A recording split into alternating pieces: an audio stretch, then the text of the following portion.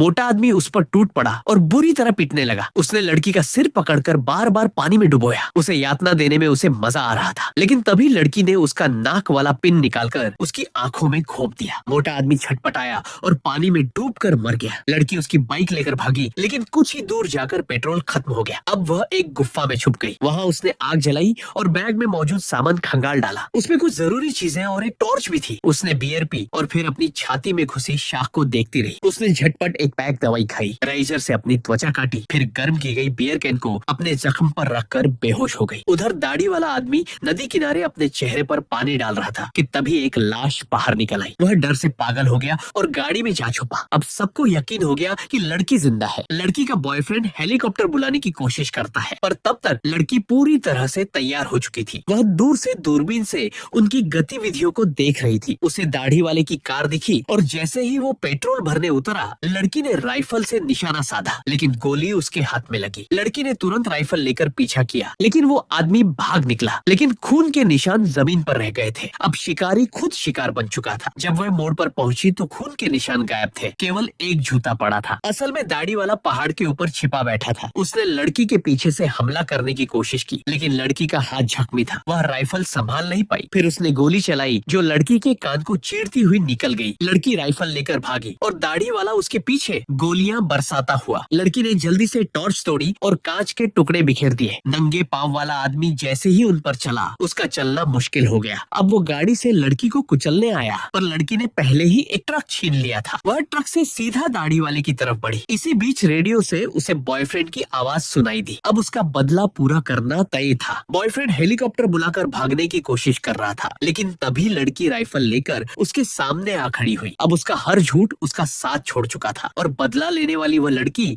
अब किसी की नहीं सुनने वाली थी।